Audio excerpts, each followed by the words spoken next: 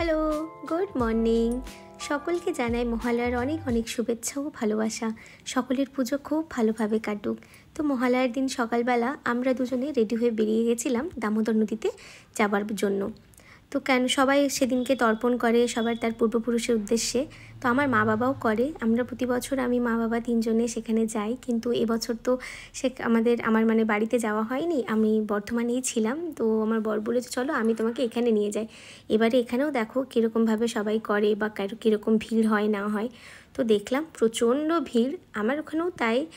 মানে মা বাবা সাথে যখন যায় সেখানেও খুব ভিড় হয়। তো এবছর যখন বর্ধমানে ছিলাম তো ভাবলাম এখানটাও একটু ঘুরে দেখি এখানে কীরকম হয় না হয়। আর সকালবেলা তো এত ভালো লাগে। আর দেখুন ছোটো ছোটো বাচ্চা বাচ্চা ছেলেমেয়েরা কি সুন্দর ফটকা ফাটাচ্ছিল। ছোটোবেলায় আমরাও এরকম কত ফাটিয়েছি। আর ওই দেখুন ছোট্ট দুর্গা তার ফটোশ্যুট করছিল। তো আমরাও এখানে কিছু ফটোশ্যুট করেছি, সেগুলো আপনারা আমার এদিন ইনস্টাগ্রামে পেয়ে যাবেন। দামোদরে এসেছো? হ্যাঁ, কেমন লাগছে? আর দারুণ লাগছে কাশফুলগুলো, খুব সুন্দর। এটাই তো পুজো শুরু। হ্যাঁ, পুজো শুরু হয়ে গেল, দেবী পক্ষ। এবার তাহলে তোমার অত্যাচার আমার উপর চলবে। মাতৃপক্ষ। মাতৃপক্ষ, আচ্ছা। পিতৃপক্ষ শেষ। হ্যাঁ, মাতৃপক্ষ শুরু। বুঝেছি, শুনতে হবে তো আমার কথা। এবার আমি শেষ হলাম, কি করবো। সুন্দর লাগছে না চারদিকটা? আমার মুখটা দেখিও না, সারা রাত ডিউটি করে এসেছি। আর আমার মুখটা প্লিজ দেখিও না।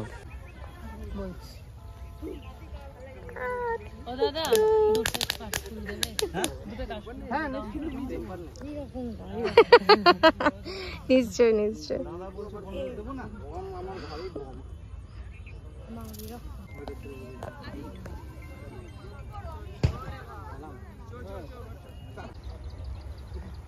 যেতে পারবি? Thank you. কাশফুল নিয়ে চললাম এবারে বাড়ির দিকে। তো সকালবেলাটা এত সুন্দরভাবে কাটলো, কত লোকের সমাগম, সবাই তার পূর্বপুরুষদের উদ্দেশ্যে তর্পণ করছে। এদিকে আমার বাবা মাও করেছে, তার বাবার মায়ের আমার দাদু ঠাম্মার উদ্দেশ্যেও তর্পণ করেছে।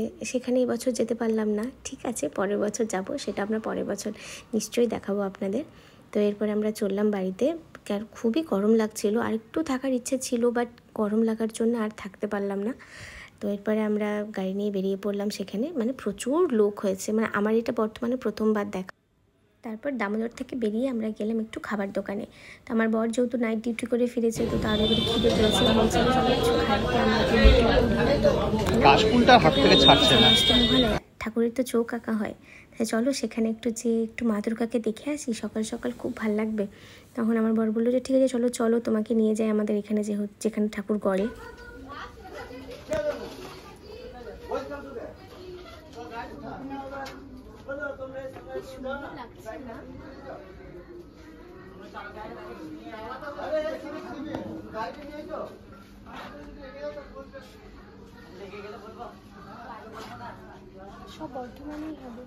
সব বর্ধমানে ঠাকুর।